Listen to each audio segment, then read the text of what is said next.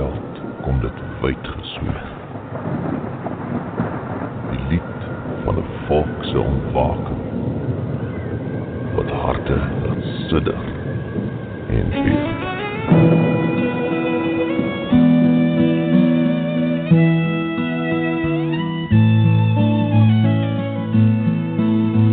Ek smoeg vir die vrese waarmee ons moet lewe, vir guns en vir moord en vir rape. Ek smoeg vir die bad news, vir Zuma en sy views, van ons op TV moet kyk. Ek wil nie meer hoor hoe ons tieners begrawe, oor niemand al steur aan die wet. Ek wil nie meer lees van affirmative action op 'n klei om te hou wat ek het. Gee vir my 'n nuwe gees, 'n koers toe plesie en 'n tellery, wat liedjies sing en skryf en stry oor die mooi van ons land en ons reg om hier te kan bly. Ek stiek vir Malema, sy leuns en sy sê maar, ons hou maar ons mond en betaal. Ons kruip weg in kampe, word blind vir die rampe, en bid dat die Heer ons omhaal. Daar's Winnie Mandela, wat mense verbrand het, maar nou wil sy huil in haar hand. Die staatskas is leeg en die ANC jeug saai verwoesting en pyn deur ons land. Gee vir my 'n nuwe gees, 'n koers toe plesie en 'n tellery, wat liedjies sing en skryf en stry oor die mooi van ons land en ons reg om hier te kan bly.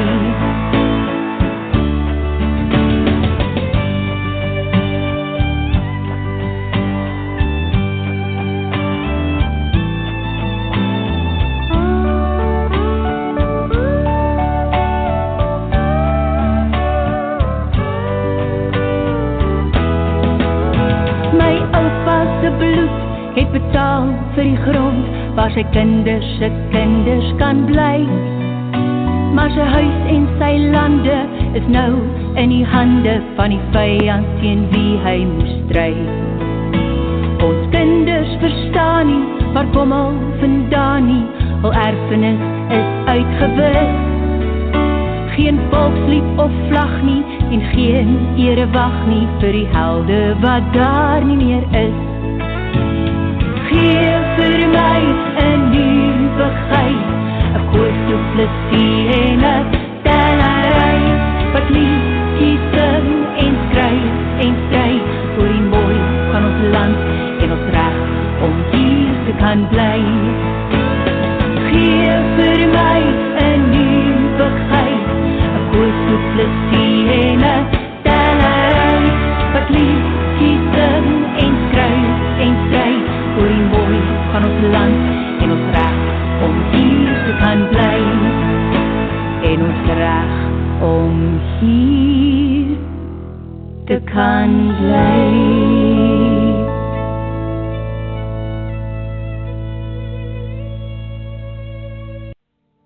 You're listening to Radio Free South Africa with Karin Smith on ResolutionRadio.com. Call in or listen now at 607-203-5423. That's 607-203-5423.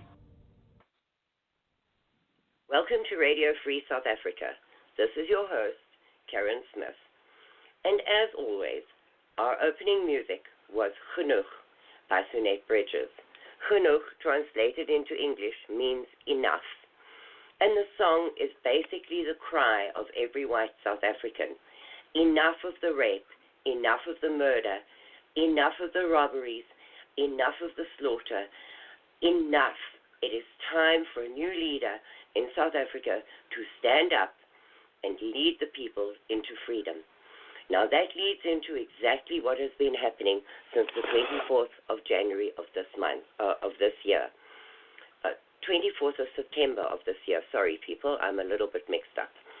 On the 24th of September, King Cornelius III of the Khoi Nation stood up in front of the castle in Cape Town, planted his stake in the ground, and claimed the land back for the Khoi Nation and the Colored Nation and the Boer Nation and the Anglo Nation. And this, as far as I'm concerned, is the new leadership. We, as white South Africans, need to join together with a united front and take this opportunity gratefully. Fall in behind the King of the Khoi and the White Parliament and make a stand for a country of our own once more. Enough of my lecture for the night. Our guest tonight is somebody I'm very fortunate to call friend, Gertjan Zwiggelaar. Gertjan was born in Amsterdam and grew up in Canada. He is a prolific author. 9 of his books are published. He has published 9 plays. He's an artist, and he has also composed a huge amount of music. So it is my great honor to introduce to you tonight Gertjan Zwiggelaar. Good evening, Gert. Good evening, Karin. Thank you for that glowing introduction. My goodness, it's a good thing I'm wearing a T-shirt and not buttons. They would have popped off just now. Well, it's a great true, pleasure. Pardon? It's all true. I'm sorry, what did you say? Every word of it was true. Oh, yeah, other than the plays are not published. Well, actually, 2 plays are self-published. I wrote a lot of plays when I was a drama teacher, high school drama teacher, and junior high as well. So I quite often wrote plays for my students, and as a exercise, whatever. I did win a literary award with one of my plays, and it was produced.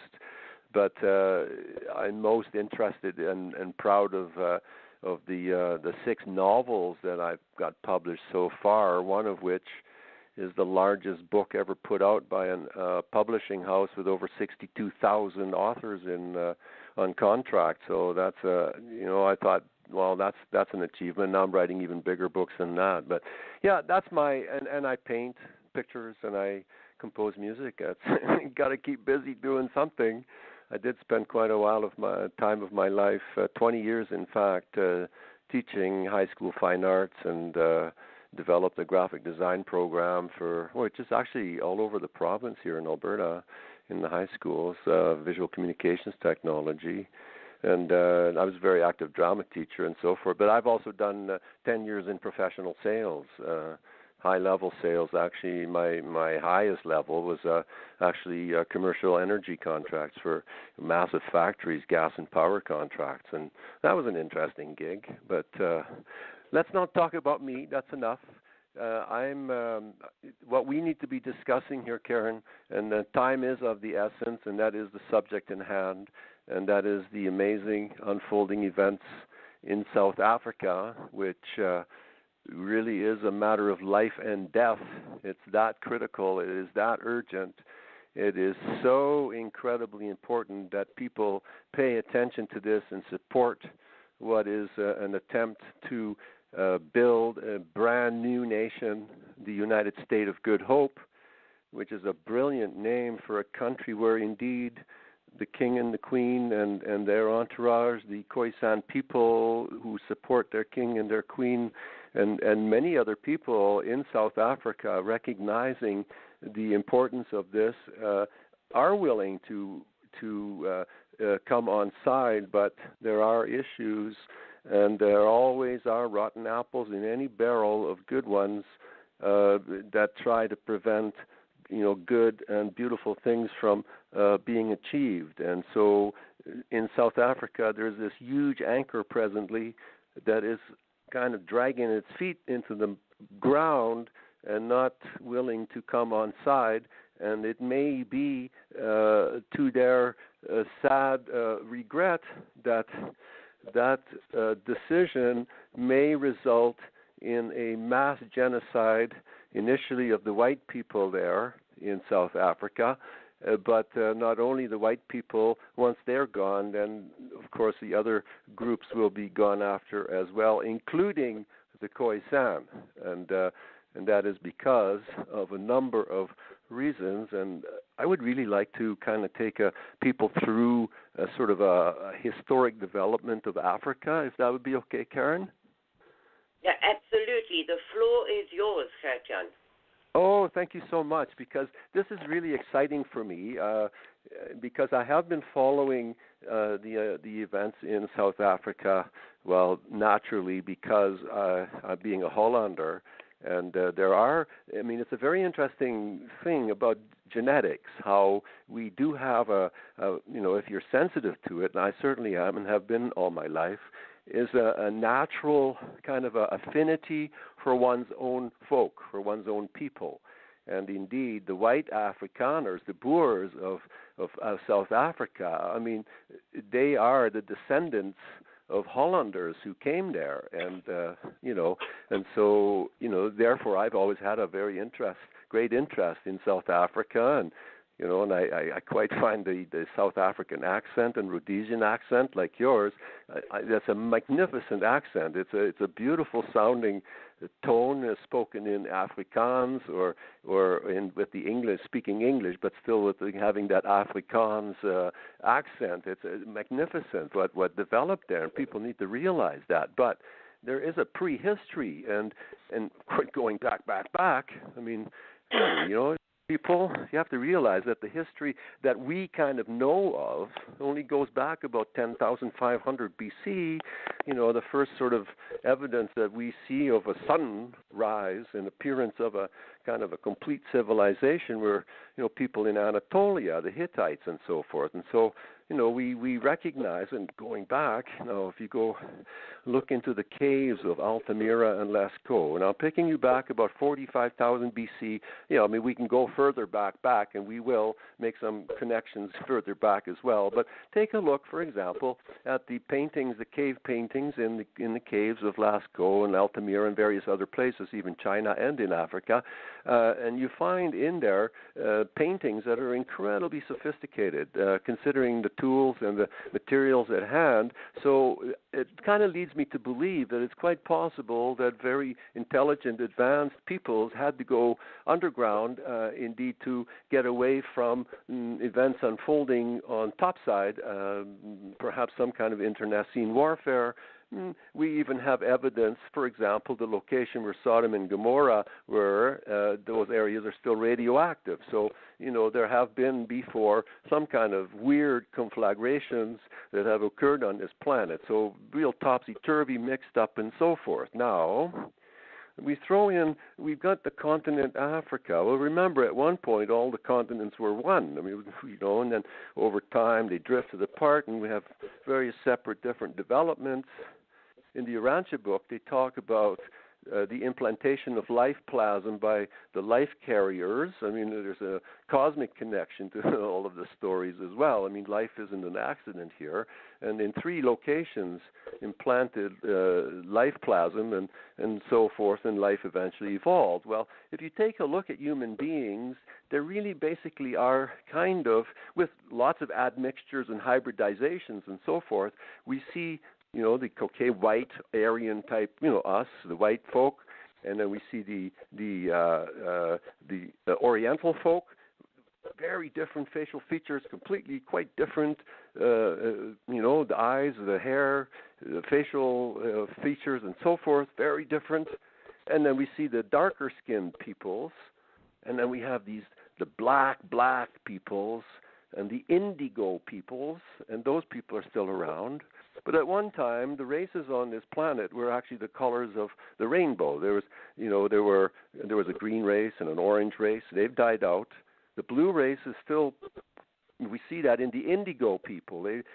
People of northeastern Africa, the sub-Saharan northeastern Africa. Some of those people, when you look at them right in the right kind of light, they have a blue, dark blue, almost purple skin.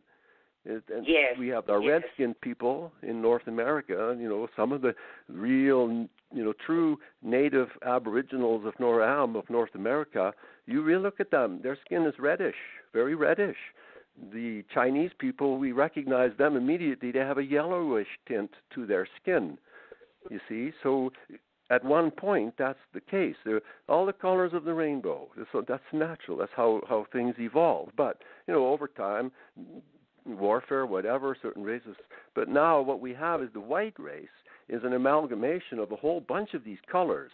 And you can actually see that when you look at your skin. I mean, you see, bluish colors, and you see orange and greens, and, white is that's a real mixture of various color types. And, and we see now the pure ones, the indigo people of northeastern Africa, they're still pretty pure. That's an old, that skin color goes back to those earlier times. And so now we come to the way things evolved in Africa. Let's focus on that continent now. So, in the Bible, we read about the Nephilim, for example, having been here, the fallen angels, sometimes they're referred to.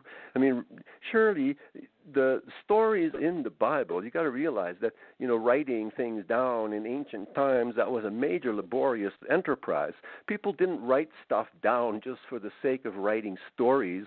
The writing of a story, for example, didn't really begin until, I think the story was Gilgamesh. It's one of the first real, stories, a fiction kind of a attempt, or maybe it was a myth, but still that kind of a literary product was evolved much later, and so we have all these developments, all these interactions, and so things written in the Bible, you can't throw that out and suggest that, that's just a bunch of malarkey. People didn't write that stuff down just to have fun. That was a serious enterprise. So they were writing down serious stuff. And so, we have mention of the Nephilim and the fallen angels and, all of these kind of stories. And then when you read Sitchin, Zachariah Sitchin's interpretations of some of the cuneiform tablets of another very early civilization, that being of Sumer, Mesopotamia, Babylonia, those areas, well, in there he talks about the Anunnaki, and the Anunnaki have a tremendous hunger for gold, a great need for gold. And indeed, this planet is rich in gold. And in fact, this planet has been mined for a long time. If you take a look at, for example, the Grand Canyon or Copper Canyon in Mexico, which is even bigger, those are actually large remnants of open pit mines. So, we hear about races of giants. So there was all kinds of amazing beings and types of beings and evidence of much, much earlier civilizations, of which we have but an inkling of. And, those times, whatever was written down, if it was written on things like papyrus, well, that doesn't last forever and ever. So in the case of what happened in Africa, Africa is a continent, it's one of the richest geological places on the planet. There's so much gold and even the timber and everything that was there. Now a lot of the timber has been removed by stupid practices and so forth, but that's more recent. But going back into Africa, when they say the Anunnaki, and there seems to be evidence of this, that they were also very much involved in making chimeras, doing genetic research. They were definitely genetic engineers, and the existence of chimeras is very, very obvious when you consider, for example, some ancient Greek sitting on a beach with his girlfriend, and they're looking at the sky at night, and he points to a group of stars, and he says, "Look at Aphrodite. Doesn't that look like a mermaid? Look at that. And doesn't that group of stars look like a centaur?" You say, "Well, yeah, it sure does." Well, how would they recognize that group of stars looking like a centaur unless they'd actually seen centaurs, you see? So in Africa, what it's believed to have happened is, and this is an extremely important point here, is that the Anunnaki, needing essentially slaves to work the gold mines in Africa, they actually did genetic work and engineered what came to be the Negroes, the people of what now are the sub-Saharan Central African blacks. These people are basically hybrids of assorted simian and human DNA. And when you actually look at these people, various people you can recognize, and again, don't forget interbreeding and hybridizations and so forth, but there are certain types that you can easily recognize as, oh, this one has a certain look much like a gorilla, really, human being, but, big brow ridge, nose really flat, they sideways, the jaw way forward. They have the evidence is right there in front of your eyes. Some of them have huge behinds that are like, obviously some kind of a baboon hybrid. And I'm not being funny here. And there's no reason for anyone to be ashamed of this. It's not your fault. These are things that happen there. And so, we have chimpanzee hybrids, we have bonobo hybrids, and so forth. And again, take a look and open your eyes and, and adjust them, and you'll see that the evidence is there, very clear. Okay?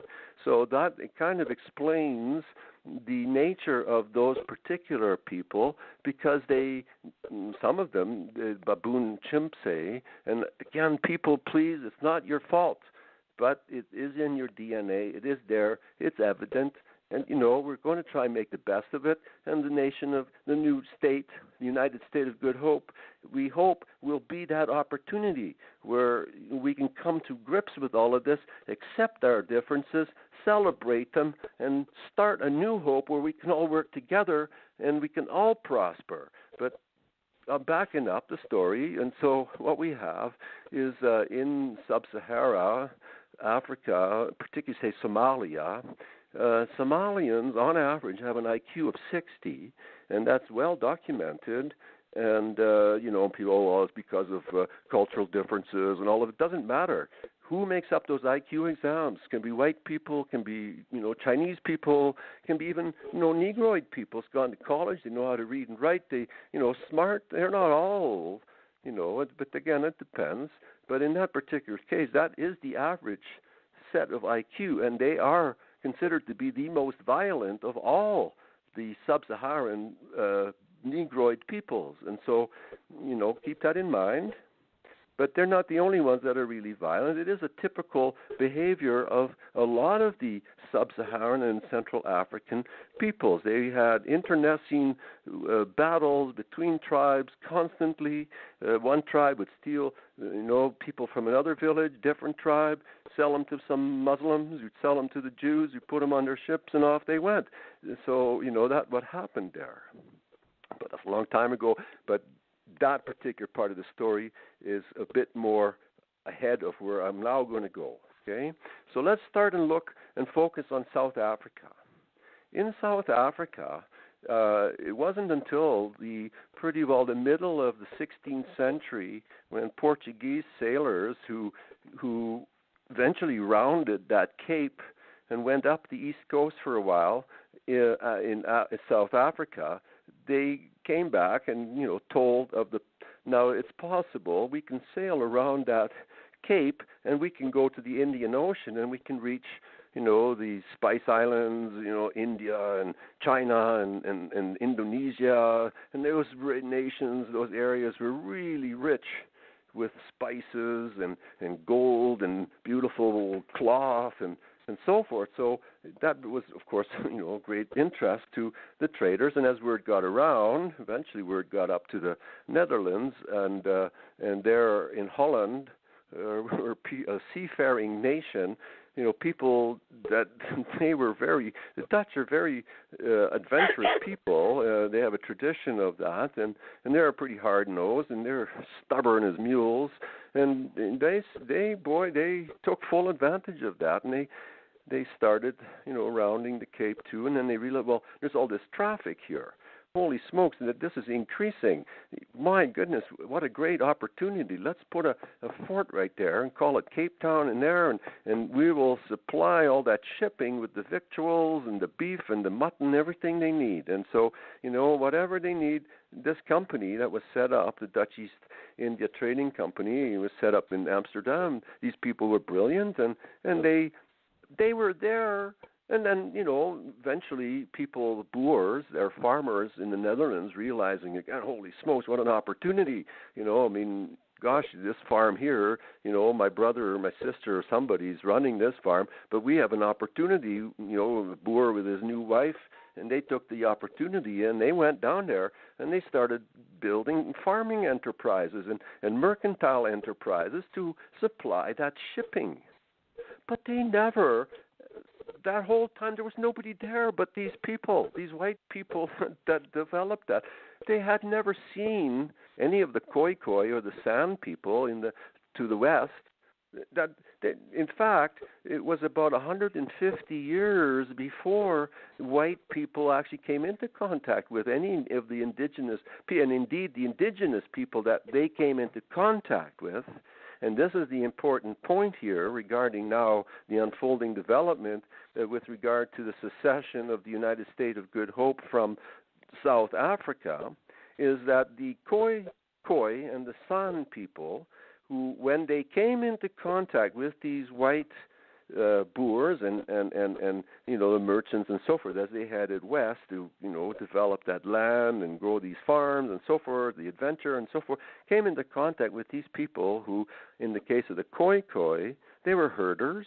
They had cattle and they practiced, that kind of agriculture. They were not nomadic wanderers, and so they had, firm tie to the land. As do the San people, who are, if you go to the National Geographic specials, they call those people the Bushmen of the Kalahari.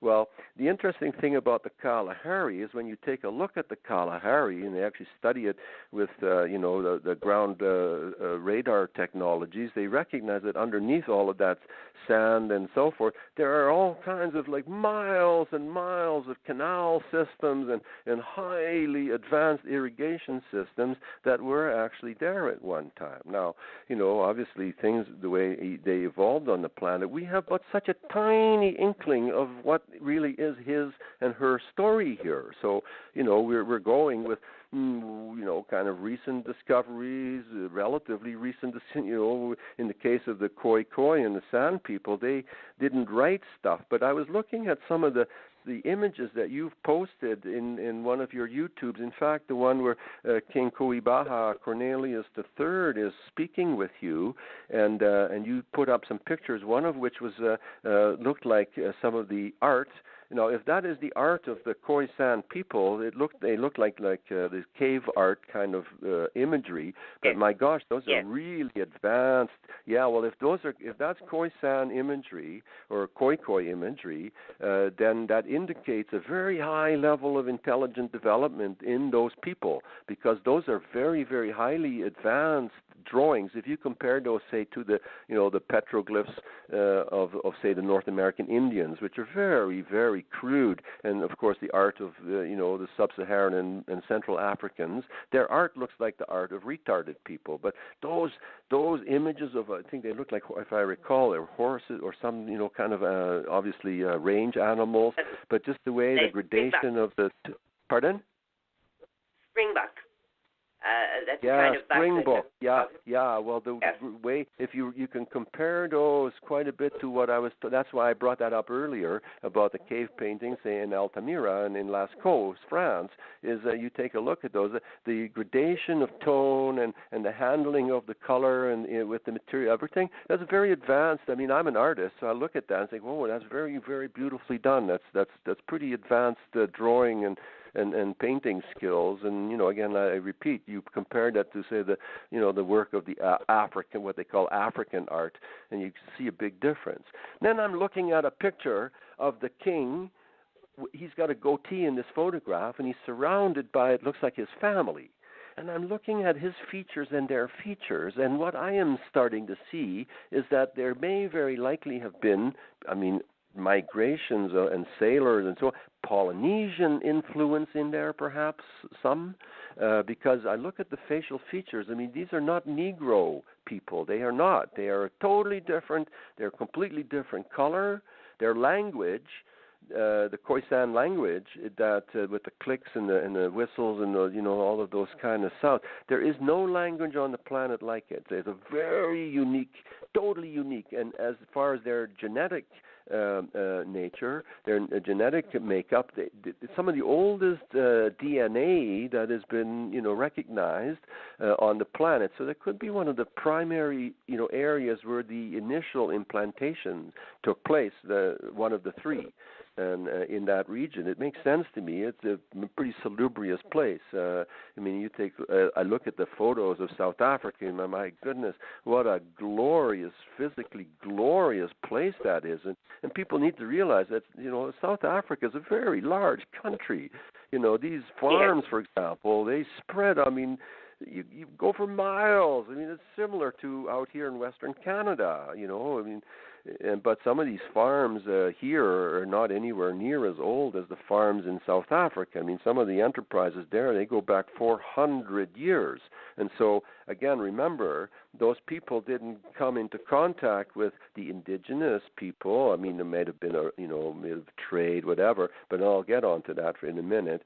But, certainly not with the Negroes of the northern region, Central and Sub-Saharan Africa. They didn't see any of these people for 150 years. And now, so we have all this amazing development there in South Africa. Okay? What happened was, pardon? I'd just like to add in there that the Khoisan history also says that they had not met up with any of the black tribes. Exactly. Yes, and that's a very important point. So that shows that they had a very unique and separate development there.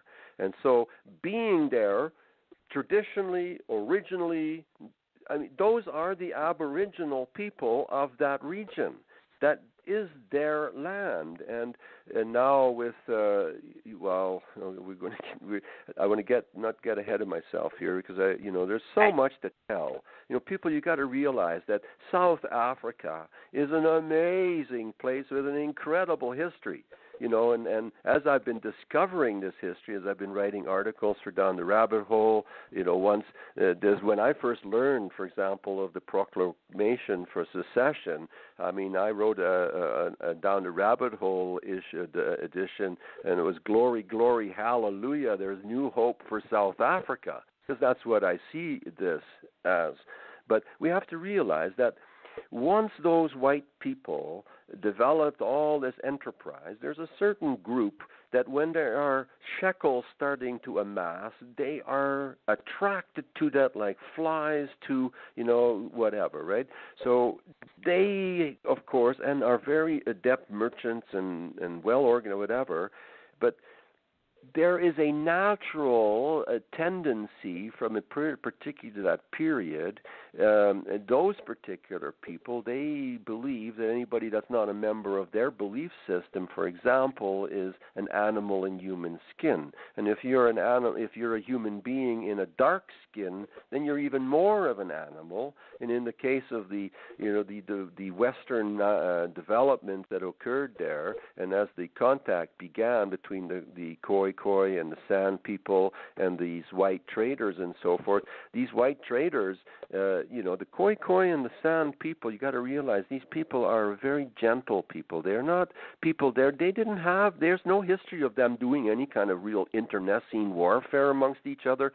Surely there would have been some tribal disagreements now and then. Human beings are human beings. Not everybody agrees all the time. But they are not a warlike people. It's not their nature. And so these white people, they came there with these merchants and so forth, and they were extremely arrogant, coming from Europe in ships and all of that, the high technology, extremely, high opinion of themselves, and they didn't see these smaller people. The Khoisan people are not known for, basketball playing kind of, they can lower the nets, and I'm sure that the king and queen would laugh at me saying that, but it's, they don't have a high stature physically either, and so these arrogant traders and Boers too. Not all Boers are these friendly Christian-loving people. I am a Hollander, and I do know quite a bit about the Dutch spirit. And some Dutch people, they can be extremely belligerent, and they can be very arrogant, and they are very class conscious. And so they saw the Khoisan being, smaller people and so peaceful and kind, they treated them like children, but they maltreated them, and they were very bad parents to these people who wanted to carry on, an honest trade. And once they started discovering that trade wasn't honest coming from those people, now you got to realize that these shekel lovers, because they're Khazars, they also have white skin. So it's very difficult for people that don't know the difference to differentiate between what they call white people, and these people. And those people have a very nefarious nature. They treat everybody with arrogance and disdain, and that's a common trait. But so they were particularly cruel to these people, the Khoikhoi and the San, and collectively are now called the Khoisan. That's how we refer to these people. They were called Hottentots by these arrogant white people that came there, diminishing and again making them less than human beings. Hottentots. I mean, what kind of a name is that to give to a people that have lived there for millennia?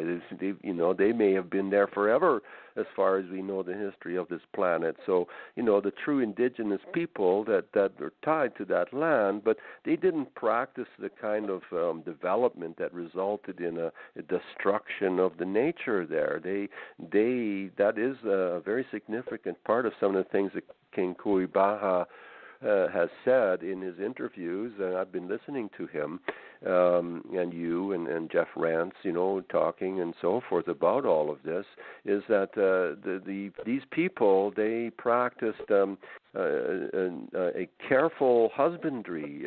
They recognize that if we harm this place now, then our children or grandchildren may suffer as a result. So they do have a very natural tendency towards the practice of the golden rule of doing unto others as you would have others do unto them. And it's not, to suggest that every Khoisan person is necessarily like, we always have, bad apples here and there. I don't want to, paint a picture that, everything is all glorious and perfect, and the king and queen would admit to this. We, amongst our own people, we have people who are, in fact, bona fide traitors to our race, and we're going to get to that part of this story in a moment as well. So what we have here is a history of incredible maltreatment. In fact, the same kind of practices that were affected upon the North American Indians when smallpox was brought there in trade blankets.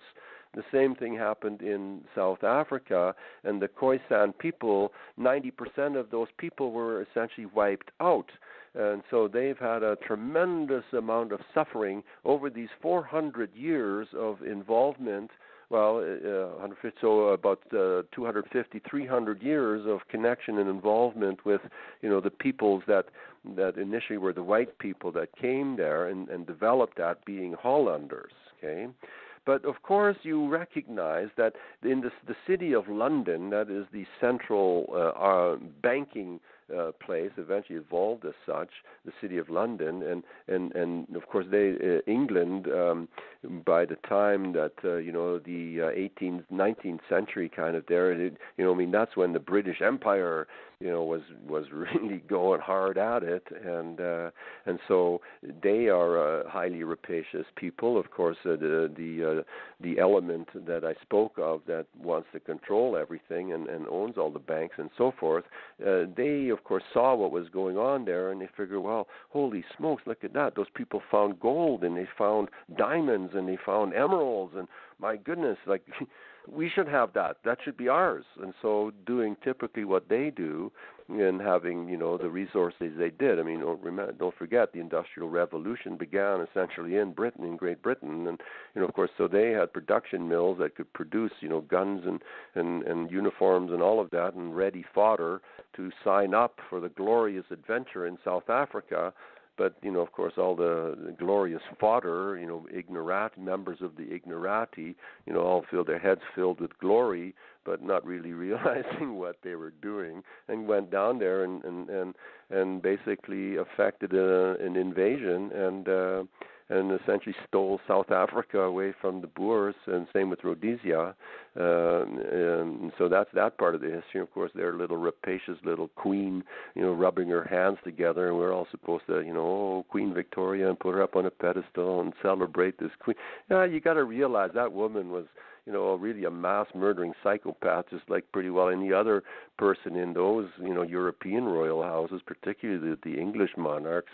I mean, they've got a long history of dividing and conquering people and murdering lots of people and stealing their stuff. So, that's and they are the ones that invented concentration camps, by the way. People have to realize that. So, but anyway, I'm getting ahead of myself a little bit here. So, let's focus on what's down there, is going on down there, is that there is this horrible treatment that has been affected against the Khoisan people for a long, long time. There's a long history of horrible things that have been done to them. I mean, and I will spare those particular details. Well, maybe I shouldn't spare you those details, because I mean, if really like torturous deaths and I mean things that were done to these people, like you have no idea. For speaking their language, for example, there were examples made of some Khoisan person, like literally having his flesh cut off, his bones while he's alive, to have him screaming and suffering in front of his people, and having the flesh boiled off his bones and his bones sent to England for study. I mean, my gosh, that is so disgusting and gross. And again, who is responsible for that kind of behavior? Well, it'd be the same kind of people that put together the Spanish Inquisition. I mean, do recall that Tomás de Torquemada, the man that wrote the manual on how to torture people effectively, he was Jewish. So, I mean, I'm putting pointing the finger right there with that word, but of course that word never appeared in the lexicon until the 18th century or so. So it's a recent invention, but we know the type, and we know, the kind of malfeasance they practice, and we know the kind of control they have, and they are a heavy hand within this whole story that's evolved in Africa. So anyway, what happened then was, as things evolved in Rhodesia and South Africa, the people, the Xhosa, the Bantu, and eventually what evolved into the Zulu tribes and other tribes, and of course they killed each other off a whole lot in horrible, I mean, these people, they really don't operate on the same wavelength that the rest of us do. The Khoisan people, we white people, no people really, but what they are into a barbaric savagery that is, I mean, it makes Edgar Allan Poe and Stephen King look like writers for Sunday school picnics. It's unbelievable how horribly cruel these people are, and they enslave their own people and so on. So, take that off our shoulders, please, while you're listening to this.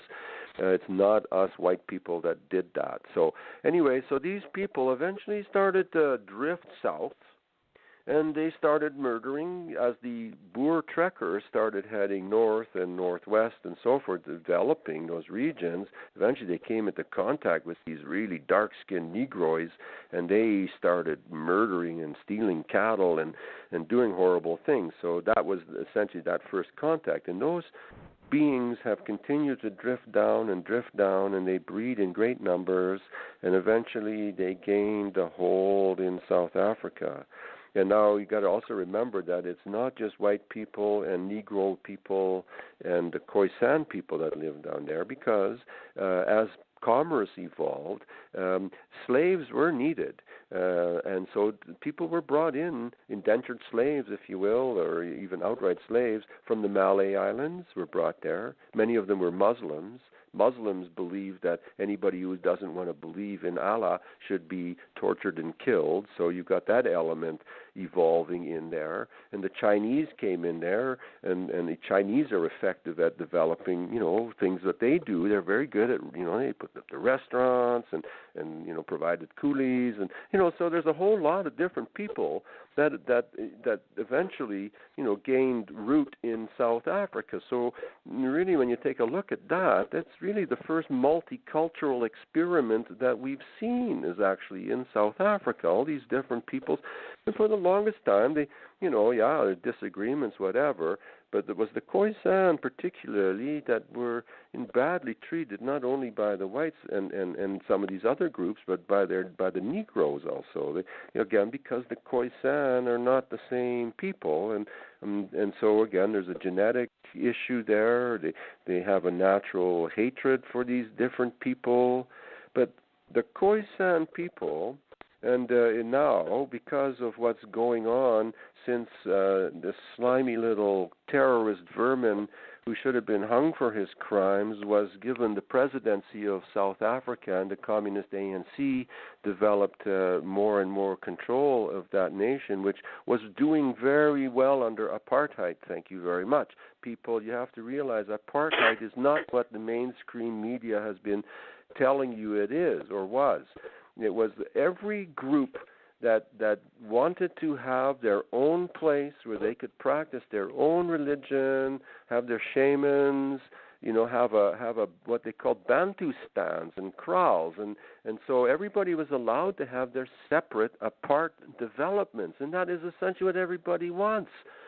Everybody wants to have that kind of independence. Groups do, and under apartheid, that was what was practiced. It wasn't the horror that mainstream Jews and Hollywood and so forth paints it to have been. In fact, under apartheid, all the people there were doing far better than they are now under the ANC government. And since the ANC has gained control in South Africa, and because of the Jewish invention, democracy. They invented communism.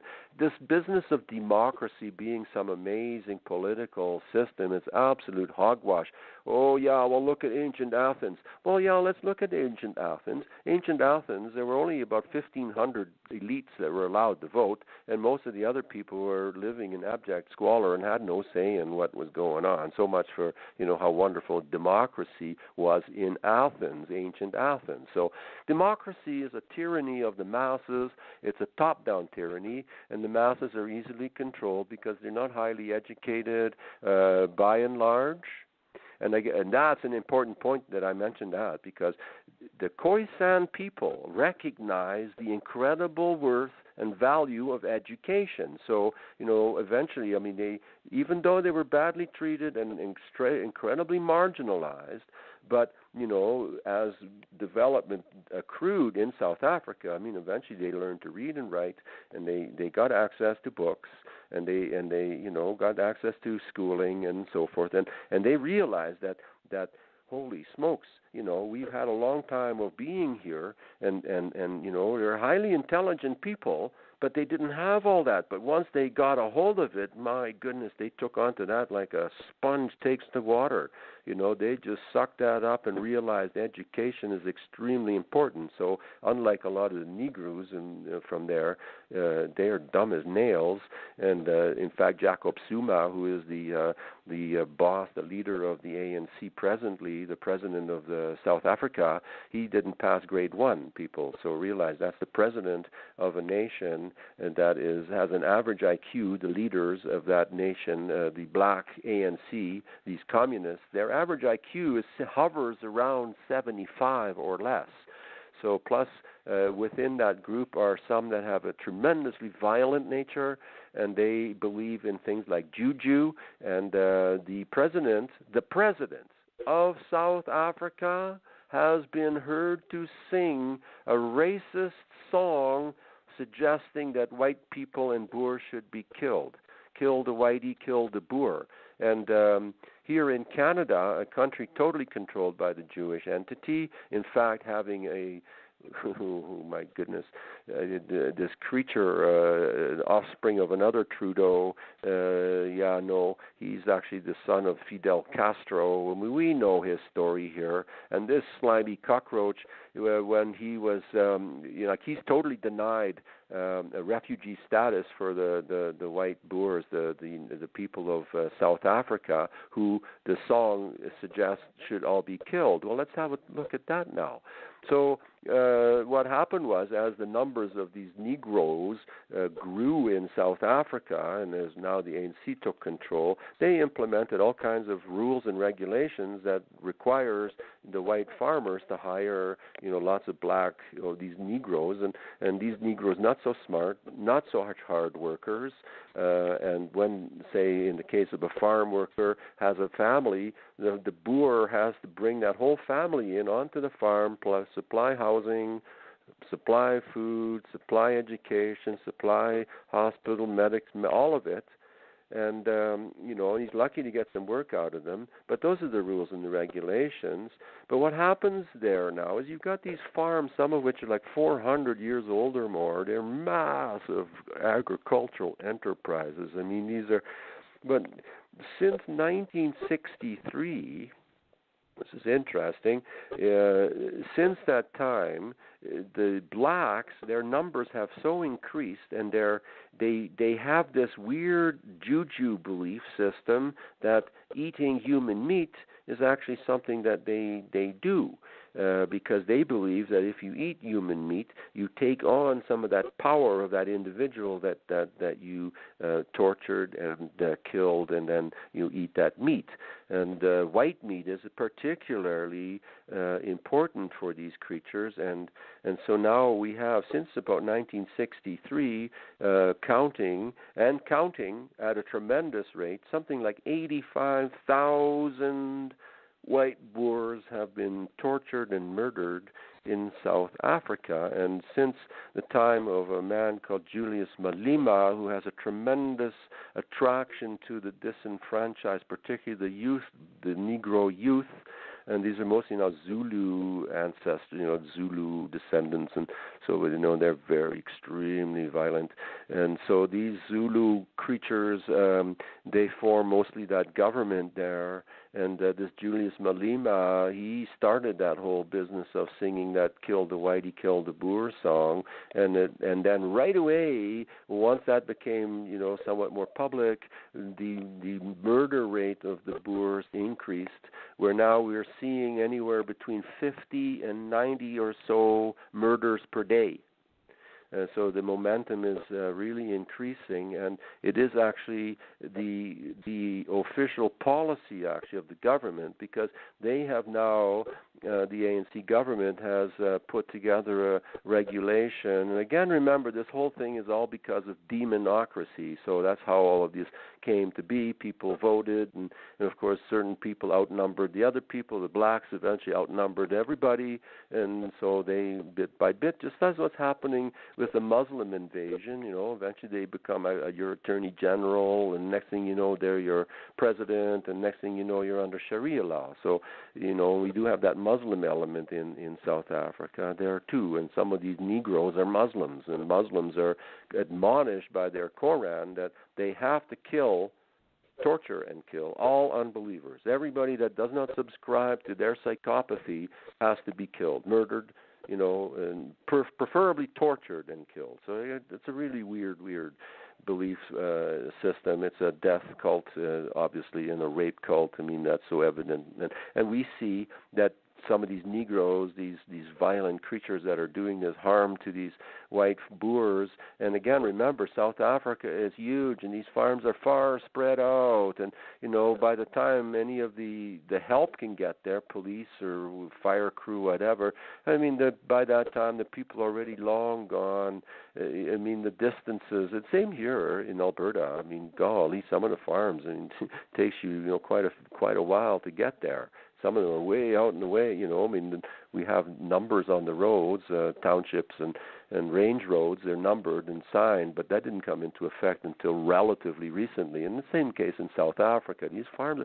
So what happens now is, given the fact, and this is coming more and more to light, and thanks to amazing journalists like Jeff Rentz, for example, who I've been following for some 17 years. I've known Jeff for a long time, and bringing out this information, and it's so horrible, and most people are not willing to accept it. But here, our Canadian government, and I was getting to this, our Prime Minister Justin Trudeau, he doesn't think that the singing of a song, "Kill Whitey, Kill the Boer, Kill, Kill, Kill," is racist, and that it has anything to do with that. It's just a song, and it's part of their culture, and it's all chill.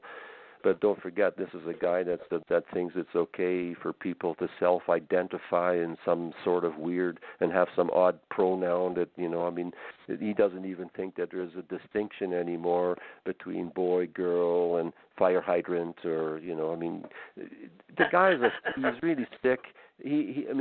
Justin Trudeau, what he's doing in this country is, again, he's doing things that are totally counterproductive to making this country grow. It's, these are liberals, and liberals the same as Democrats in the United States. These are all cultural Marxists. These are people that are totally, they're communists, under a different label, but they're all communists. They believe that, extreme central power and control, and everybody should be, basically a drone living in some little cubicle, and take as much out of them as you can get away with. Totally supporting the Jewish banking scam. Any government that has and allows a Rothschild bank to operate in their country, for example, that's a treasonous government, because they've allowed an enterprise to basically suck that country dry with a printing press and some colored inks. Good heavens, it's such a huge fraud. All the money in pretty well most of the world is fraud. And, these people are making tons of money off that fraud, and then they lend you their pieces of paper. They just turn up the printing press, And so they have impoverished, and because of that, they have got everybody by strings, all the nations pretty much, the IMF and the World Bank and the Bank of Settlements. These are Jewish enterprises. People, you got to wake up to this thing. And so they've done a lot of harm in South Africa, as they have done everywhere else. And so, the value of the rand has been devalued. You got to remember the South African rand was one of the most stable and powerful currencies on the planet before, the real shenanigans, especially since the ANC took control. The rand is now diminishing in value. The infrastructure is crumbling. They don't know how to run anything. Now you have a situation where you've got all these black workers that you've had to hire. Now you're a boer, and so all of a sudden the black figures that you somehow done something, that maybe you insulted him somehow, and so or maybe you shortchanged him somehow or whatever. Well, that can be enough to make that black man now hate you. And he will start to kind of stalk you, and at some point you may end up being like a poor young man, 40 years old. His first name was Johan.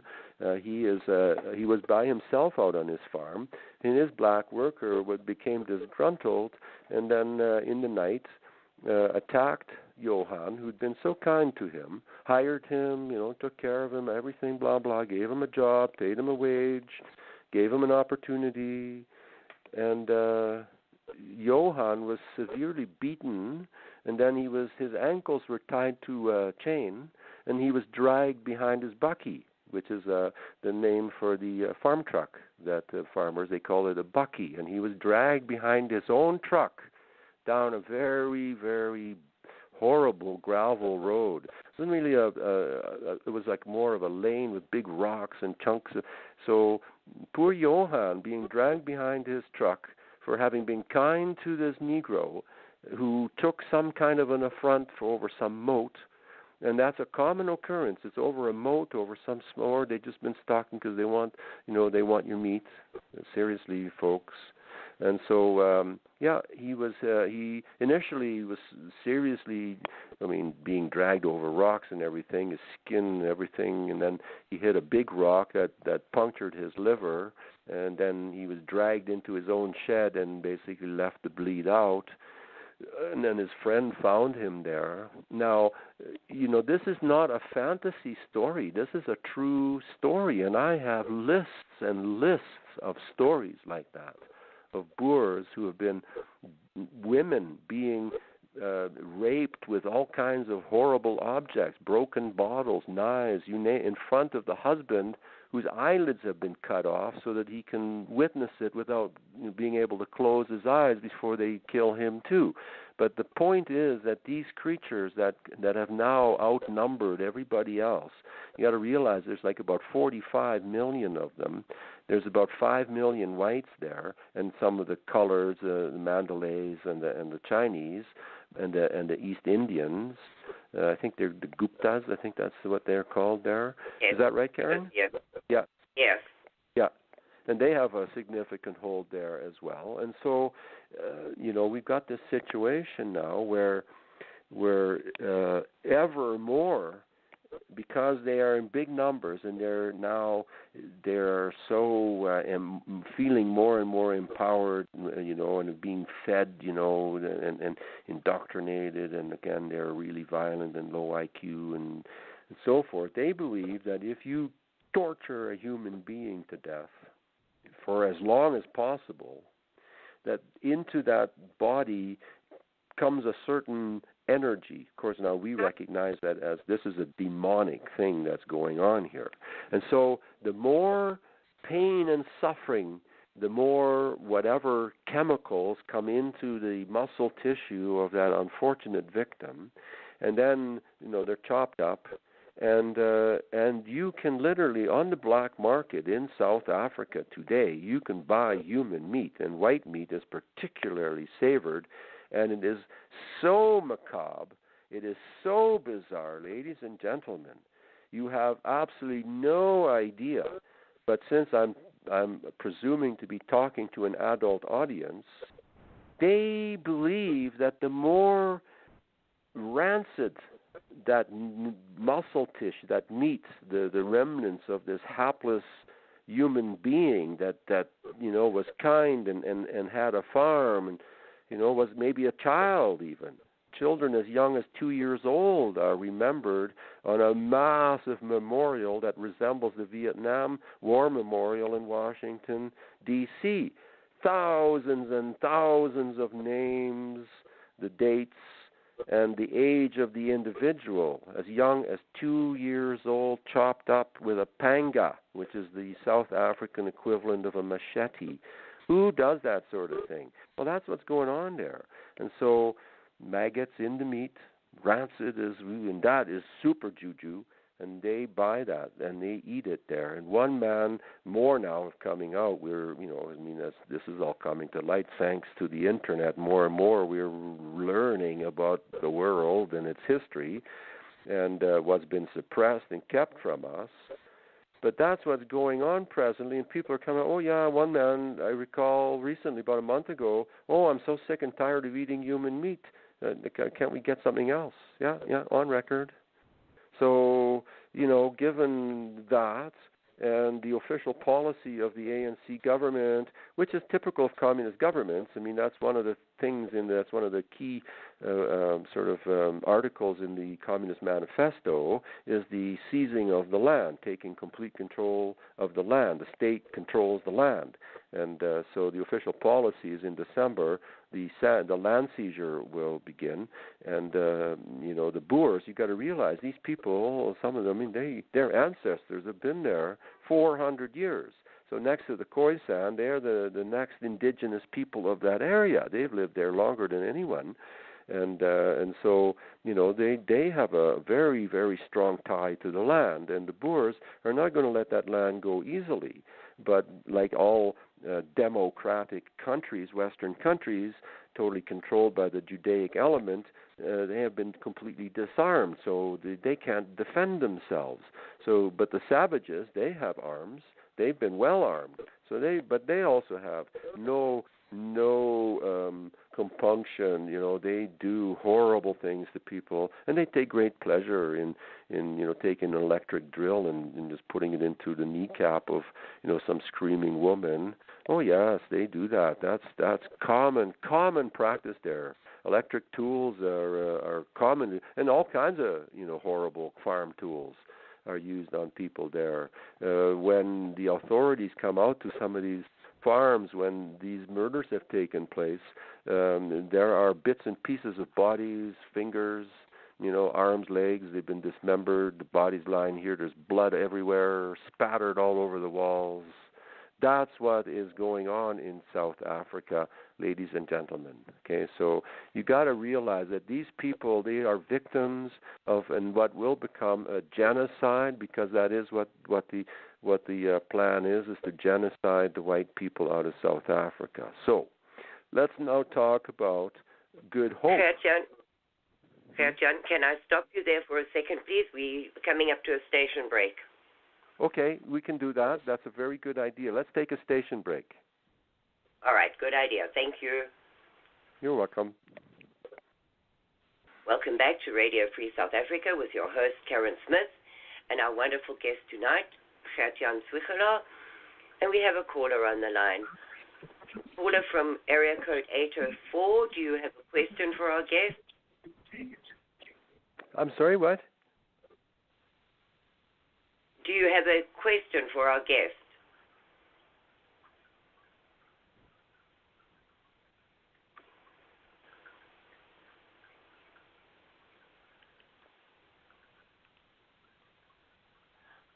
Right, welcome back, Gertjan. You were about to embark on the second part of your story for the evening.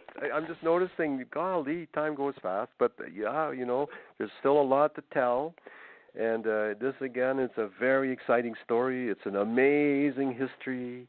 And, before I go into this next part, again, I just want to reiterate what I said right at the beginning, is this is a matter of life and death that is unfolding in South Africa.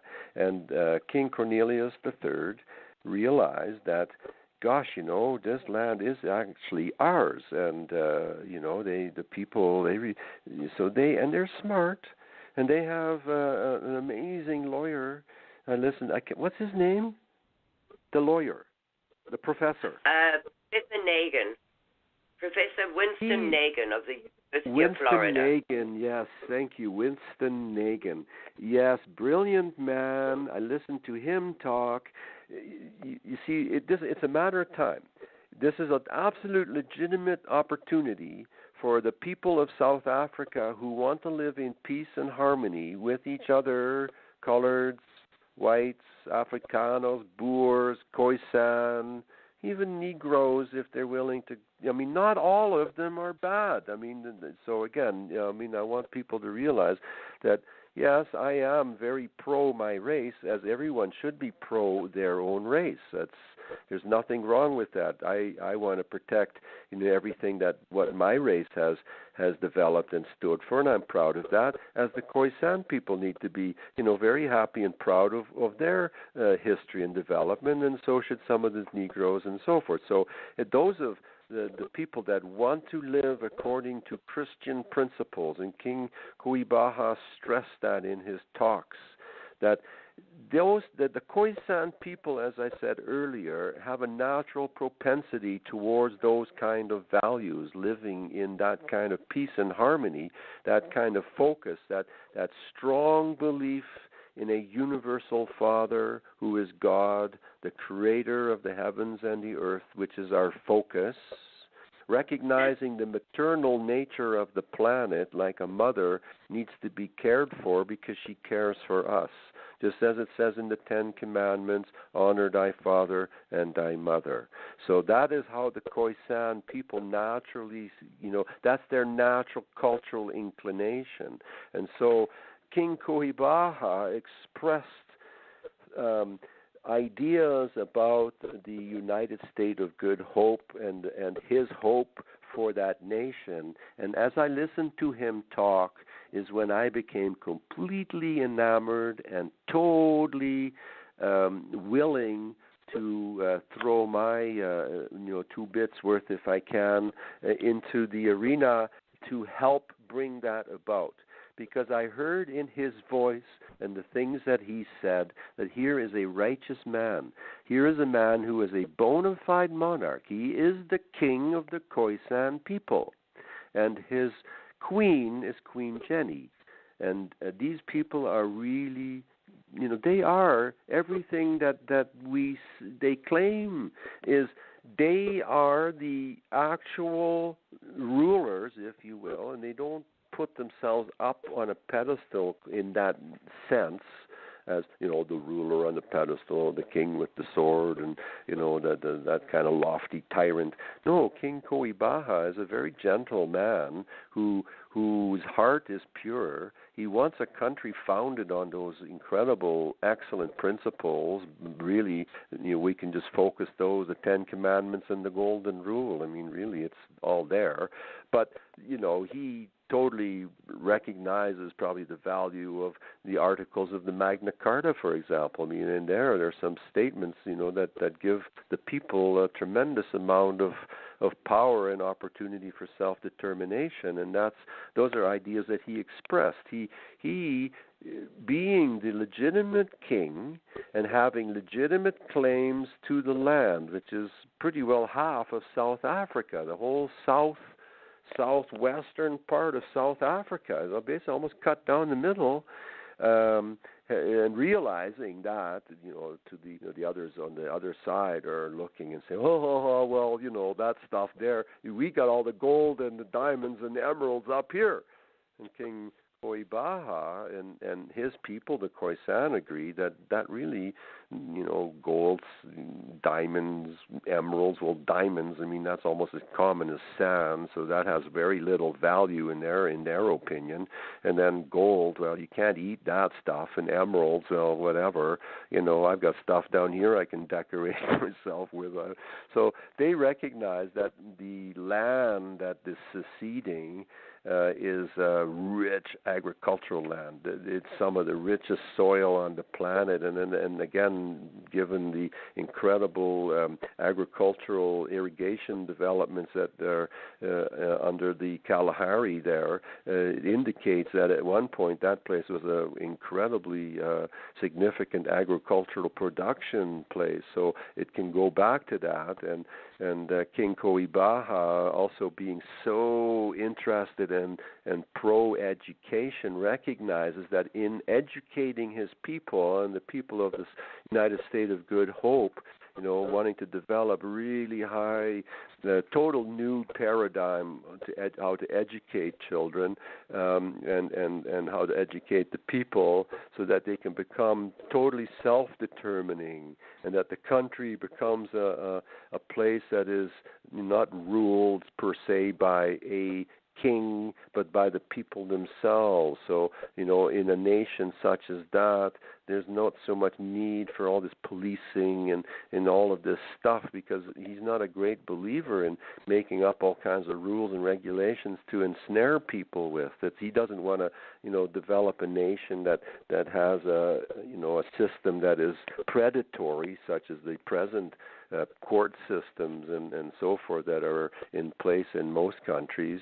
They're not really practicing common law, but an admiralty law, and they deliberately ensnare and entrap people and enrich lawyers and judges. And King Koibaha doesn't see that kind of a development for the United State of Good Hope. So what I heard was righteousness in his voice. I heard the voice of hope, and not just hope for a betterment of circumstances for his own people, which are still horrendous. Some of the Khoisan people are living in horrific poverty. That is, it is so embarrassing to hear that actually that still goes on in a modern 21st century world. But it's not uncommon in other places as well. That kind of thing should not exist in a rich land, and that is the position the king is taking, that everybody has an opportunity and should have an opportunity to excel and succeed and to live happily and in comfort, knowing that they're safe, that there isn't some oppressive, weird, cannibal about to murder them. And so the country will definitely be one that is set up according to a rule of law, where if you don't want to play the game, you're not welcome there.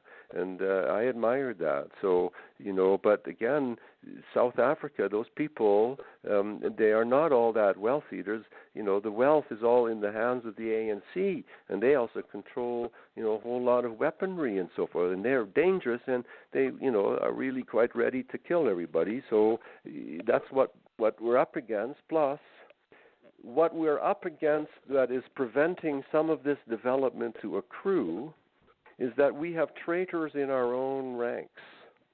That there are people who have these petty little jealousies, these little motes and ticks that suggest to them in their pea little brains that, King Kuibaha and the royal house of the Khoisan, they're just doing this to self-aggrandize themselves. So they will, now become these rich king and queen and so forth, which is absolute nonsense. That these people that are the anchors that are digging in and trying to prevent this from happening in South Africa, these people don't see the bigger picture. They don't see that if they do not come on board, this may be their very last chance to actually save themselves from a horrific ending. And they should be well prepared to just let that stuff go, because given the circumstances that can evolve in the state of Good Hope, they could build something that is even better than what they're leaving behind. And so, when more nations get on board of this opportunity, if more people see what is going on there and the potential there, people need to realize that this is a beacon to the rest of the world as well. Most people on the planet are living under oppressive governments, police states. They are not free. They have the illusion of freedom, but they're in debt up to their eyeballs thanks to the usury practiced by the Jewish banking cartels that run our countries. I mean, do remember that in the 18th century, about 1776, during the founding of the Illuminati, well known now, so I don't need to go into explanations there, but Meyer Amschel Bauer Rothschild at that time said, give me control over people's money, I don't care who rules them, I'll control that country. And so, they do, in fact, control most countries and have rendered most countries debt slaves, and subsequently the people are slaves because they're enslaved to that international banking cartel that is charging these onerous, usurious interest rates. I will give the Muslims that part, is that they do in the Quran admonish that usury, that interest cannot be collected on a loan. So that is one good thing, but that's about the only good thing I know about that part of the story. I mean, I have read the Quran 4 times.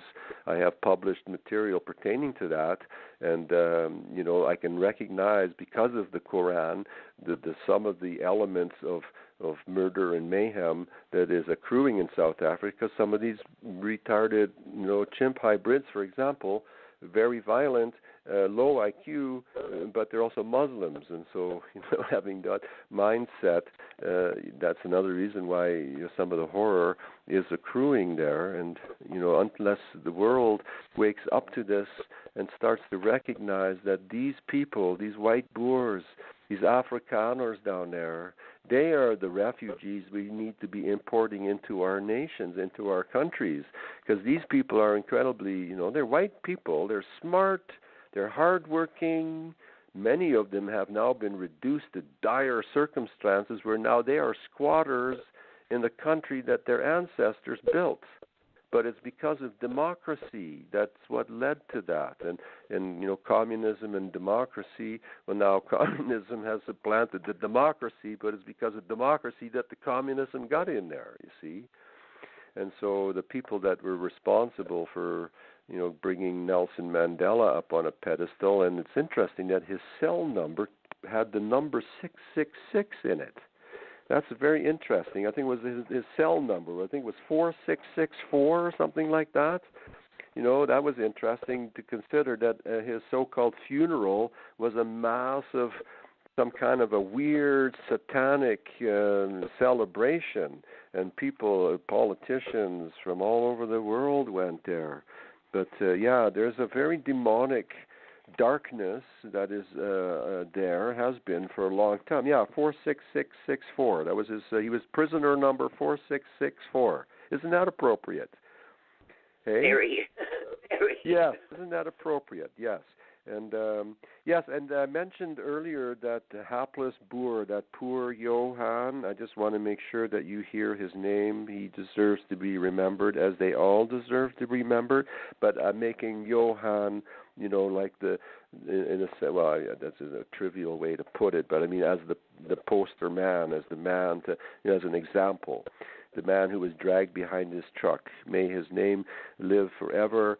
And I'm sure that he has seen the face of God. This is Johan Strijdom, and he was only 40 years old, and he was murdered on the 15th of May in 2010. It was a horrible, horrible thing. And so please, people, if you have, a heart, if you have an opportunity, write some letters, talk to your politicians. I know those people are useless as bent nails, but sometimes if you use the right hammer, you can straighten the nail, and get these people to realize that these white South Africans, these Boers that are being totally now set up to be murdered. And I'm going to tell you an interesting story, people, pertaining to that as well. But so you got to push to have these people brought in as bona fide refugees. Now, I know the moron who is our prime minister, the guy is an absolute embarrassment, and this guy thinks that they're not bona fide refugees because a kill the Boer, kill Whitey song is not some kind of racist thing. Now, if we were singing kill the nigger, how do you think that would play? You see, so I'm sick and tired of all of that stuff. So I think really, and for other reasons as well, our prime minister is a bona fide traitor, and he should be charged with treason. And, I might get around to that, but I'm kind of busy at the moment with other things. Right? So what we have now worldwide is there is actually a war. We are at war. And you got to realize that not only in South Africa are white people being murdered and killed off, but that is happening in Europe also, where originally the people that settled South Africa, the white settlers, both the English and the Dutch and the Hollanders, what's going on in those home countries now, they're being raped and killed and acid attacked also by these black sub-Saharan creatures, similar types of people. So we are at war, and but we don't want it, and neither do the Khoisan. We just want to live in peace and harmony. Zulus, why don't you guys go back to where you came from? There must have been some kind of a sewer in the middle of the Congo or something. Why don't you guys go back up there? You don't belong in South Africa. You're not. These black people, these usurpers, these interlopers, they're claiming that the land is theirs, which is absolutely absurd. And that's another one of the reasons why there's all this inertia, trying to keep this secession from happening. But golly, take a look at what happened in Rhodesia. Well, similar things are unfolding in South Africa. And so here is an opportunity to, at least for those that want to save themselves, it could be the refuge. And again, I reiterate this part. It is a beacon of hope to all people around the world who want to be free. You see, for example, what's happening in Spain. The Catalonians have a legitimate right to secede, but the official policy enforcers, who are creatures trained in Israel to consider anybody that is not part of the government and the elite, are actually criminals, or basically enemy combatants. That's the citizenry. And so horrific violence is being perpetrated against the Catalonians who want to secede from Spain. Really, people, at what point are we going to say enough is enough? These politicians, that these creatures, these banksters that are controlling all of this horror. Isn't it about high time that they were basically confronted and hauled out of their offices and made to pay for their crimes? So now let's talk about crime and what's going on in South Africa. We have a liberal, a dangerous sex addict, a bona fide sociopath with possible connections to the ANC, a vermin by the name of Simon Roche has been out there pushing under an organization called the Zuidlanders, meaning the Southlanders, has been fear-mongering amongst white people that have some money to organize themselves into an area in South Africa that would put them in a place completely surrounded by these psychopaths, these black psychopaths. But the people have to have money. They got to have an SUV and all kinds of equipment and so forth.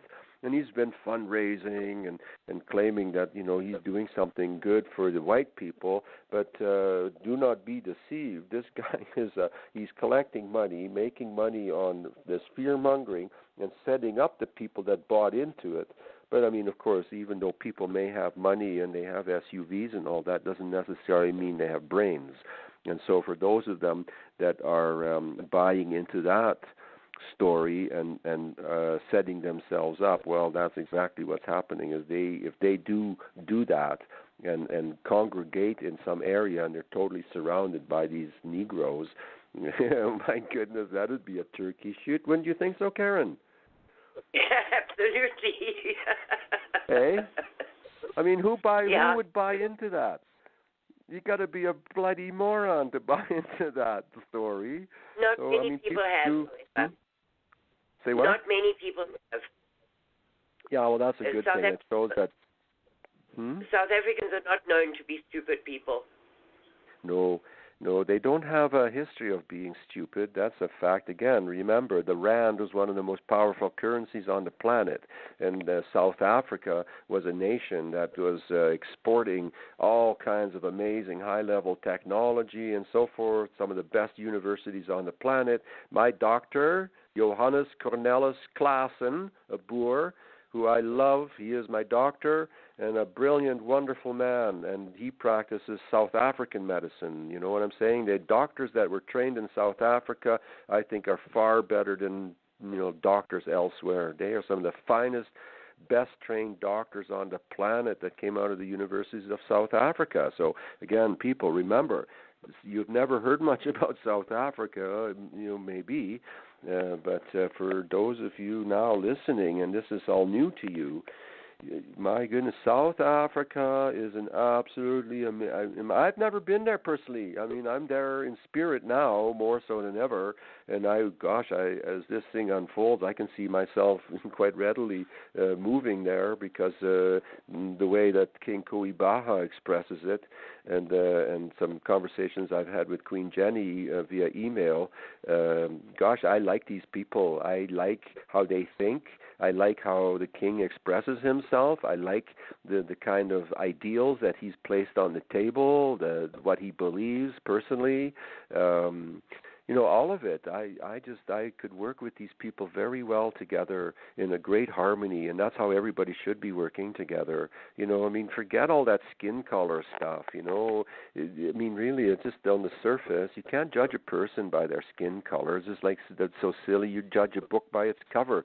Some books have lousy covers, but they have great stories inside. Or some books have great covers, and the story is just garbage. So, you can never do it like that. You gotta, if you're going to do any kind of discriminating against another human being, you do it on the basis of that person's character.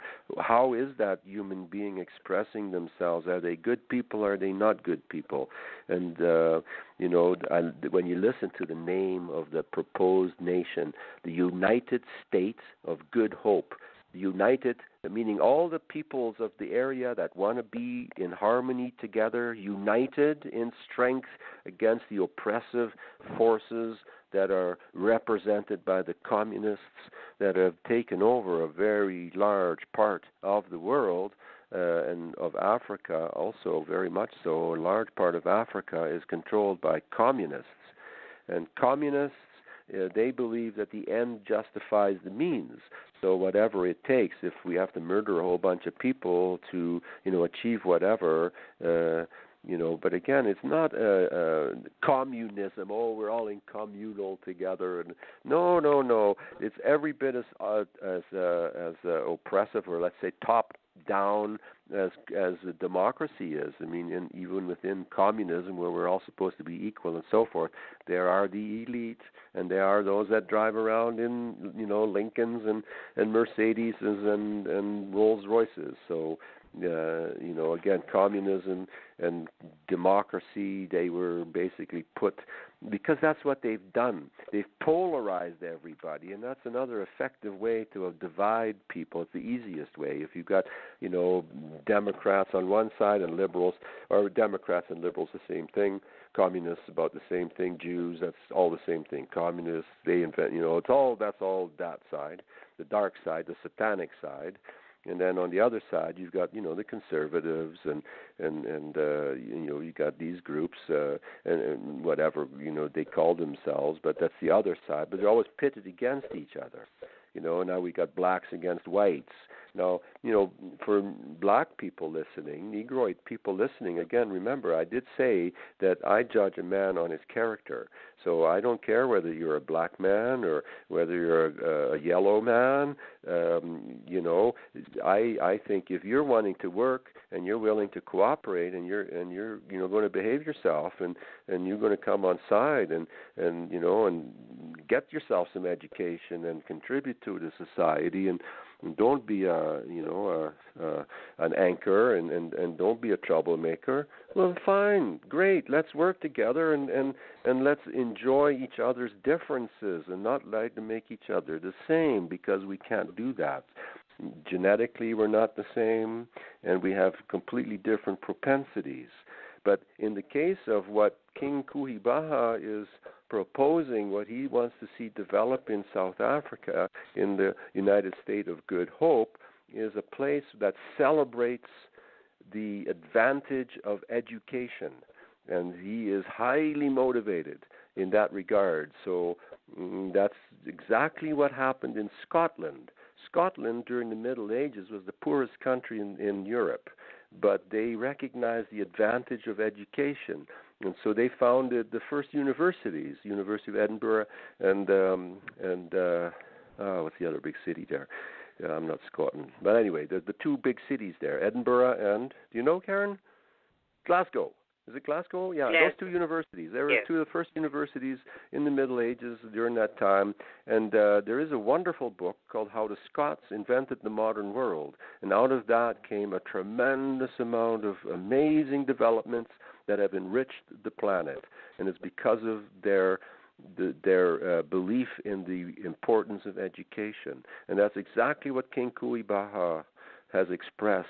And he's absolutely right. And he's also completely correct about, you can leave those diamond fields and gold and emeralds up there. We don't care. Because he recognizes that the way the world's turning, and again, it shows he's a brilliant man. And he has a global vision. Because the world, the way it's turning, is that food and water are two commodities that are becoming more and more of a problem and extremely important, obviously. And the agricultural production potential of that region is so immense, it is so huge, that region alone could feed the entire planet with what could be grown and developed there. And of course, we know that what has been developed up till now in South Africa, some of the finest wines in the planet, they come from South Africa. They have fabulous wines there, and their beef and the mutton. And that's a very rich agricultural place with a long tradition of agriculture, 400 years. So, there's a tremendous potential there. And I personally can't wait for that secession to be ratified. because now people realize this, that before this, I mean, we are still within, all this legal structure that has been, imposed on us like a web, like a suffocating blanket. And, those creatures that are in charge of that, I've identified them numerous times, so I don't need to repeat that, just in case, whatever, they don't like being brought out of the shadows so much, but I've already done so anyway. So anyway, they need to get off our backs. And the proposals that I've read with regard to how once the nation has seceded and has been recognized by other nations with official letters of recognition, they first need to have one. This is a problem at the moment, but we're all working on that, and that should be in short order, because countries have stepped forward and have said that yes, we will write that letter. We will recognize the United State of Good Hope. So then once that happens, then the next step is to take a contingent to the United Nations, where in front of the world body, the nation of the United State of Good Hope is then officially recognized, and its flag is then flown outside the United Nations. And so that is, and they have a beautiful flag, by the way, too, ladies and gentlemen. If you have not seen this flag, I'll describe it to you. It's red and blue. It has a white diagonal line that goes from top left to bottom right, and the Southern Cross, the stars of the Southern Cross are on the face of that background. It's actually a very pretty, beautiful flag, and I think that will fly really proudly all over the planet, where eventually embassies will come to be, and hopefully those embassies can become a light and a beacon to other places where the incredible high quality life of what will evolve in the United State of Good Hope. Lots of people will want to come there, and the king and his brilliant advisors, the kind of tax regime that they wish to impose there is such that it is the total opposite of what we've all been enslaved with, and it will result in an absolutely economic miracle down there. The people will almost overnight realize riches, will realize that there is something really different, and all of a sudden they'll be able to hang on to a lot more of their income, which they will be able to then spend on consumer goods and so forth. That nation could be turned around and become a wealthy, happy place within very short order, in fact. I see that probably if we go hard at it, hardcore, probably within 5 years or less, and then it will continue to grow and prosper and become one of the richest nations on the planet. So, that is the goal, that is the ideal, that is totally realizable. I mean, I'm not just blowing steam here. Ladies and gentlemen, I've looked into this for quite a while. I've written a bunch of articles in Down the Rabbit Hole. They're published on Rense.com. You can find them connected through the AndrewCarringtonHitchcock.com website. I've spoken about these issues with Jeff Rense and also with Andrew Carrington Hitchcock on our Friday morning program, which is going to be renamed now Down the Rabbit Hole with Andy and Gertjan, and we're on Eurofolk Radio, Barnes Review, and his website every Friday morning, 8 a.m. Mountain Standard Time, so evening on your side of the world in South Africa. But, this is something that I really want to see come to fruition. I personally, because I have a great interest in redesigning the entire educational paradigm, having spent 20 years and lots of time thinking about it and doing lots of writing about this as well, and having developed curriculum for 3 different subject areas already, so I really would be very interested to get involved in that aspect of the unfolding, blessing that is, coming to South Africa. So I really pushing people listening, those of you in South Africa who are thinking that, oh, well, this isn't going to be possible, or should we really get behind this? Are we going to lose something because of this?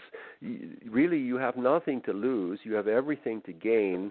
And again, I can't stress this often enough. It is actually a matter of life and death. So if you continue to drag your heels and continue to put up an opposition, nobody is going to benefit from that.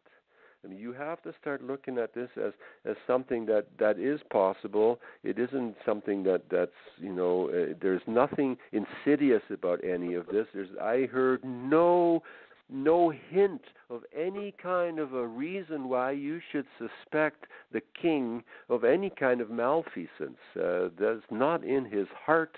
I read people extremely well. You got to realize I'm not a young man. I've been around, I consider myself a young man. I'm just getting out of adolescence, but I'll be 67 the day after Christmas. So, I've lived a few years, and I've read a few books, and and I've done a few things, and and I have a pretty good handle on because I that's kind of what I am. I'm a generalist, and so I'm quite proficient in quite a lot of areas.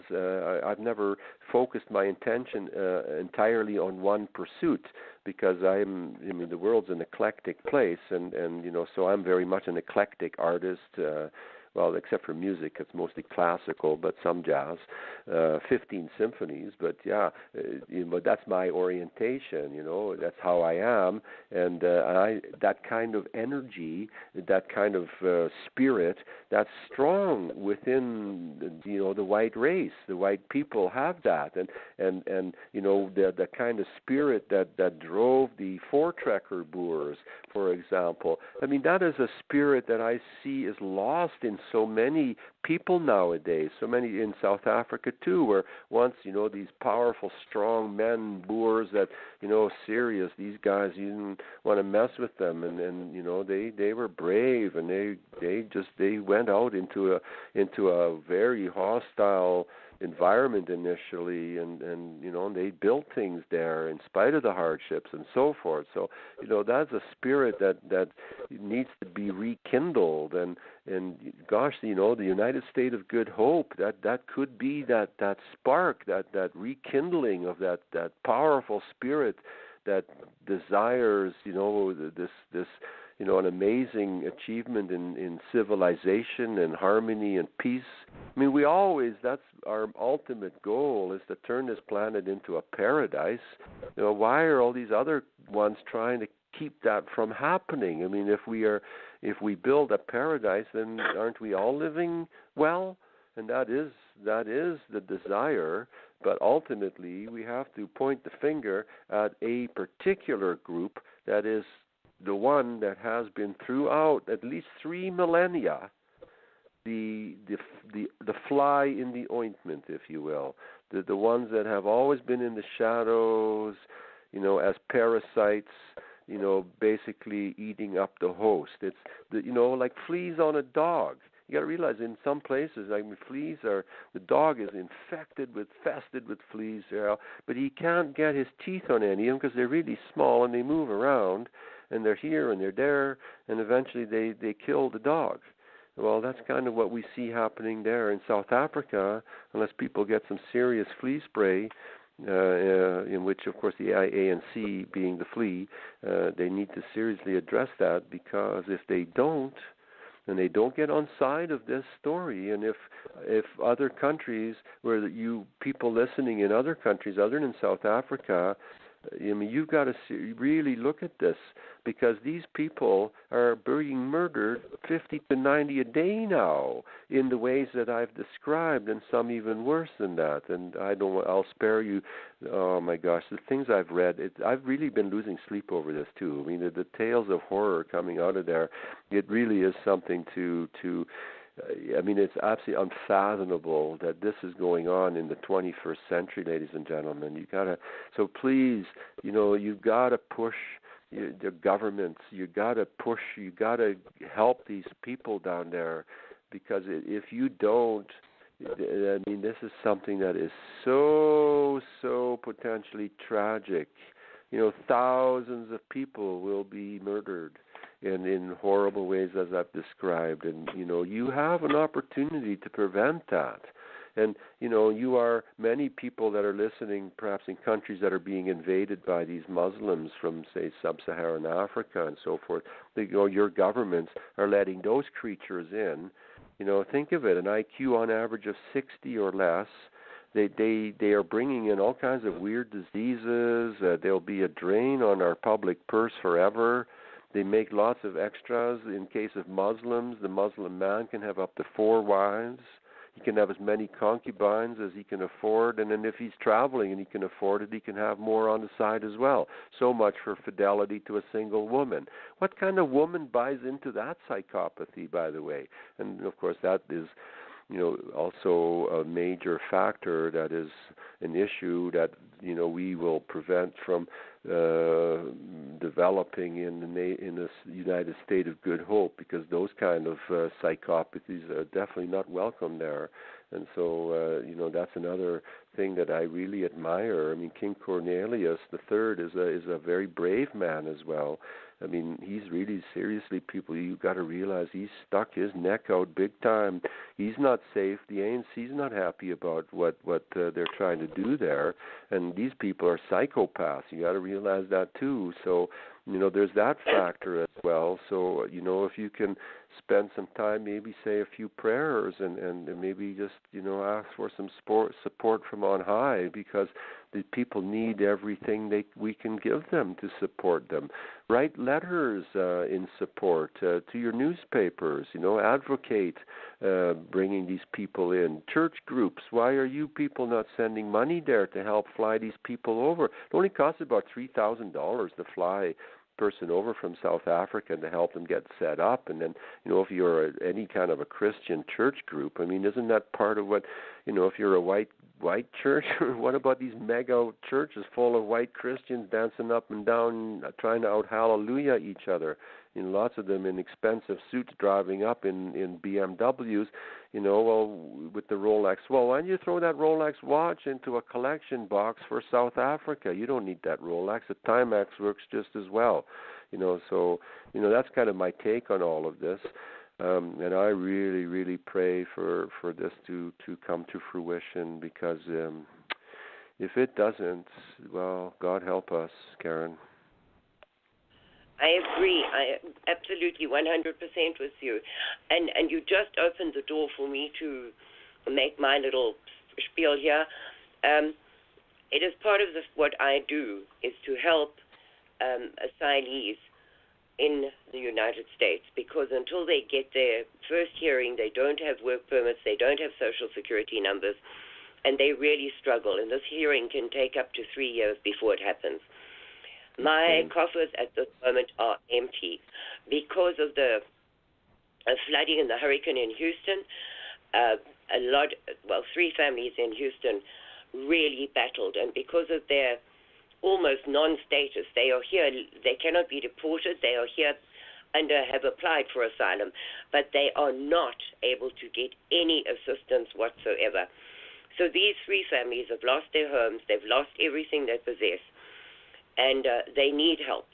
And as I say, my coffers are empty. I have helped as much as I can, and we need to help these people. I have 2 more families able to come from South Africa right now. They just do not have the airfare. So I need some help, please. If you go to my website, radiofreesouthafrica.com, there is a donate button on there, and you can put on your donation for travel expenses, or you can put it for relocation expenses for the Houston people. But please help. These people are really in trouble. And as I say, I have spent every last penny and a couple that I couldn't afford, and we really need to help them. So please, please, please, $10 goes a long way. You know what I might suggest, that just as you talk, an idea just came to mind, is I'll make up kind of a poster, ladies and gentlemen. I'll make up a poster on like on the Down the Rabbit Hole, which I publish. Jeff Rance is kind enough to publish that. I'm a columnist there. It's called Down the Rabbit Hole. So what I'll do is in my next edition, which will be this one, I'll probably write it tomorrow or the day after, is I'll write an article on the front page, because these are generally, I write them as 2 pages, so that there's a front and back. They're PDFs. It's free to you. I don't charge you for this. You can copy these till the cows come home.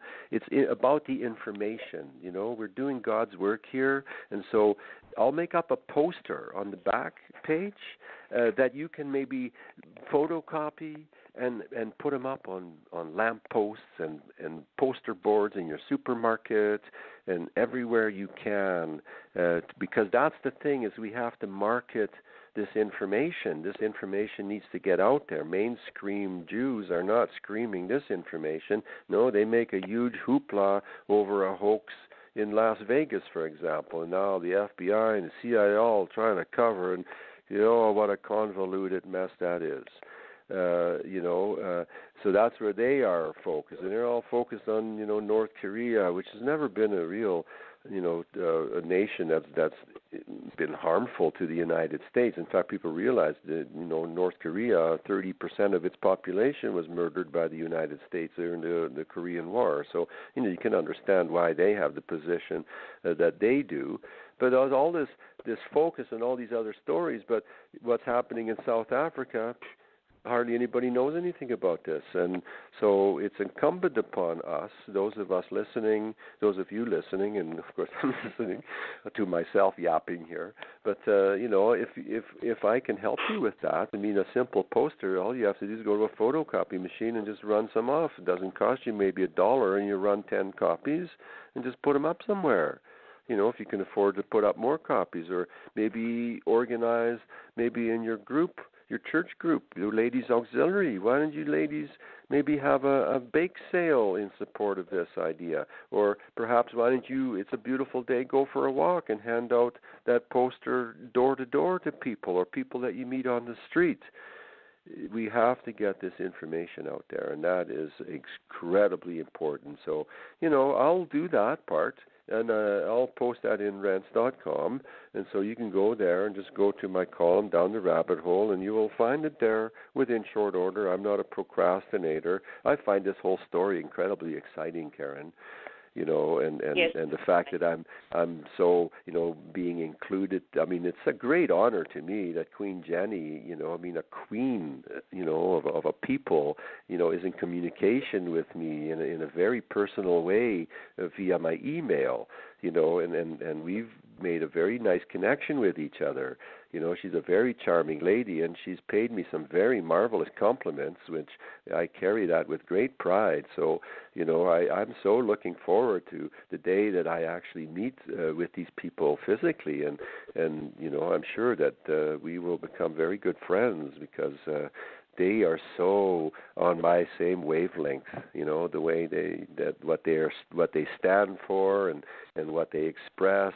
I mean, it totally resonates in my heart, and so that's why I'm so excited about this. And it's not a chore. I don't consider this, to me personally, is not a chore. It's a great task and a great joy and a great honor to be able to do this. So I hope that you all listening will, heed these words and requests for support. If you have suggestions even, I mean, propose them. And Karin is accessible through her website, Radio Free South Africa. So you can contact Karin if you have suggestions, if you have ideas that would be beneficial, bring them forward. I'm sure that, the king and queen of the Khoisan people would be more than happy, because they are completely open to that. And that is another reason why I like what they express. Yeah. Gertjan, I'd like to thank you. I'd like to thank you very, very much for being such a wonderful guest tonight. We are coming to the end of the show. Thank you so very much, and thank you for your immense support and help in this project. Well, it's my great pleasure, Karin, and thank you so much for having me on your radio show. And we'll talk some more on the phone tomorrow, I'm sure. I'm sure we will. And as always, we are playing out the Billy and praise him. He's a great supporter of the white cause in South Africa. God bless the United Nation of Good Hope. God bless America. And God help the world that we live in today. Thank you, Karin. Bye now.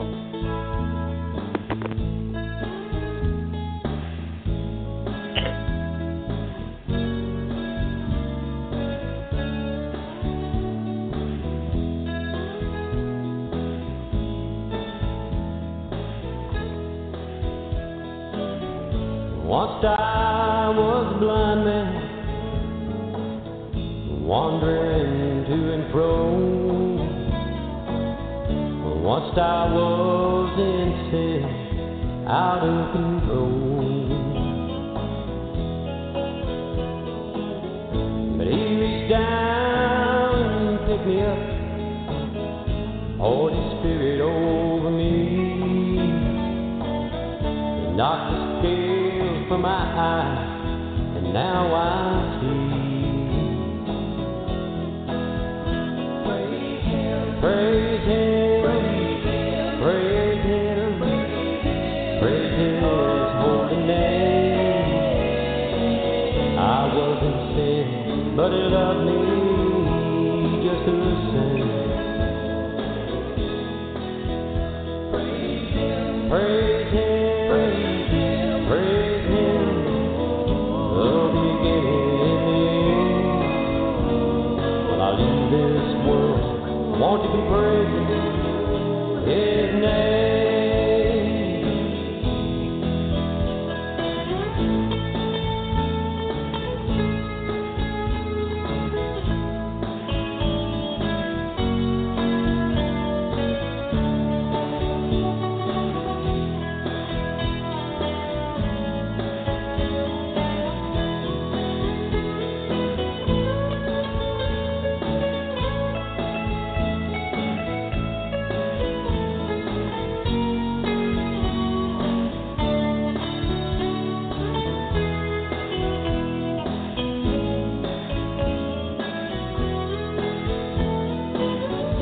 Suffer little children, come on to thee. The Lamb's blood is life, He'll set you free. Deep breath, oppressed, starving and deep, save your soul,